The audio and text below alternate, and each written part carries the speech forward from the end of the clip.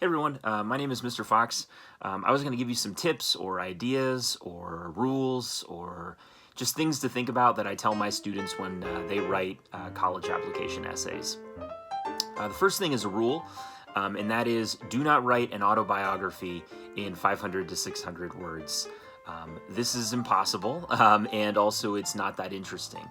I think you're going to find that when you sit down to write a college essay, often it's not even that revealing about yourself if you try and tell your whole life story in 500 to 600 words. So really what you want to do is focus on a few key moments or events that make you the kind of person you are, right? Another rule I like to tell students is you want to own your topic, but please do not feel like you have to make it too specific or too quirky. If you look on the internet, you're going to find a lot of examples of some pretty far-fetched ideas. Not everyone can write those ideas. You don't want to seem like you're trying to force it or sound kind of phony, right? So you need to fall into your topic. Sometimes I think it's kind of like Goldilocks and the Three Bears, right? You don't want to have something that's like too broad, too big, too much of a, easy lesson or an easy moral or a cliche message. But you also don't want to have anything that's like way too specific that is going to make it seem like you're trying a little bit too hard, I guess. You got to find that sweet spot, sort of right in the middle. What I like to tell students, the third thing I would say, what I like to tell students is to talk about really specific moments. The fewer the moments you talk about, I think the better your writing is going to be. So my favorite thing to tell students to write about is to talk about a photograph that means a lot to you. Especially, I find it interesting if you can think about a photograph that maybe you have overlooked for a long time, like it's on the wall in the hallway and you always walk past it, but you never think about it. And then tell us the story of what is the significance of that photograph. What I love about photographs is that you can describe, you have the imagery in front of you, so you can spend a lot of time talking about what you see, sights and sounds and smells and all those sensory details.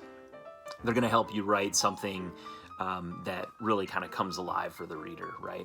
Similarly, writing about a meal or a type of food, perhaps you bake something with your grandmother.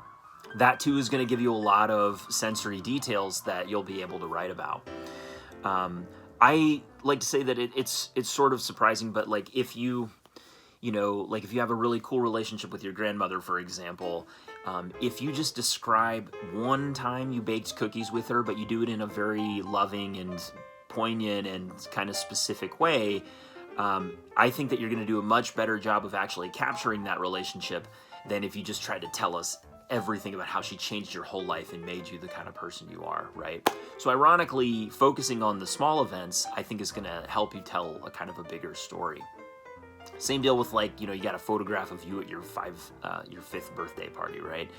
That one moment offers you an avenue or an opportunity to tell kind of a bigger picture, to give a bigger picture of yourself than if you just try and describe your whole life in however many words you use. Another idea that I use that is not mine, that I got actually from an admissions counselor on the internet, on Reddit actually, is this idea of half ideas. And I think this is really cool. So what you would do is you make a huge list of everything you can about yourself. Like all of these things, like I play this sport, this is my favorite subject, I'm passionate about this hobby, this is my favorite book, a huge brainstorming list. And then you just take two of those ideas and see how they could relate with each other, right? So one idea I came up with, I like to draw birds, is one of my favorite hobbies. I like drawing.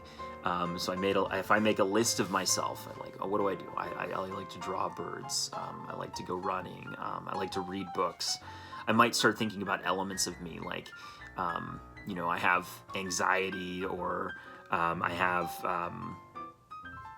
something like that, right? So if I pick two of those things, I like to draw birds and I have issues with anxiety. How could I make those two things relate? Like, how could I tell that story? And maybe I could kind of carve something together that is, or put something together that is like, birds function as a, the act of drawing on a daily basis functions as a way of calming my nerves, or helping me slow down and process the moment that I'm actually existing in, and I don't get caught up in all of the minutia of my mind, right? Anyway, I love that idea of coming up with like two ideas and then putting them together, and that's how you're going to get some kind of like a quirky essay, that without just thinking like, what's the weirdest thing I could possibly talk about, right? Okay, lastly, very, very important.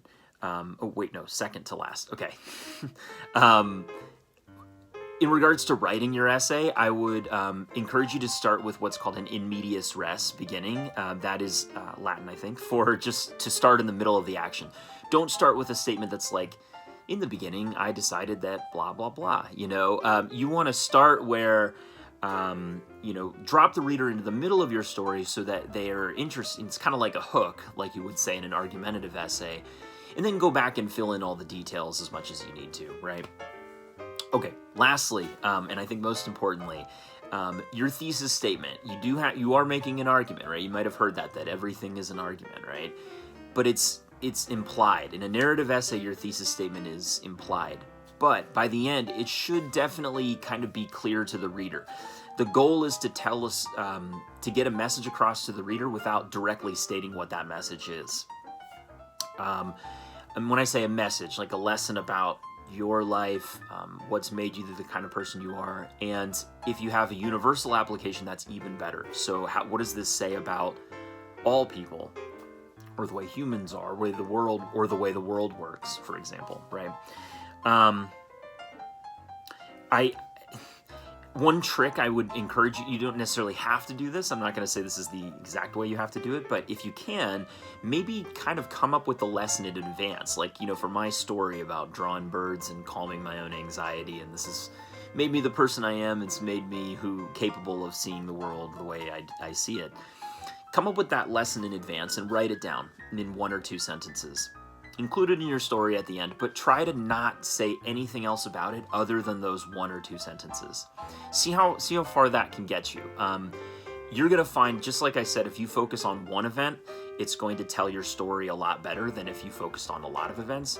In the same way, if you don't tell the reader, but rather show the reader what the message is, it's going to make your story really, your essay really come alive in a way that it couldn't come alive otherwise. So.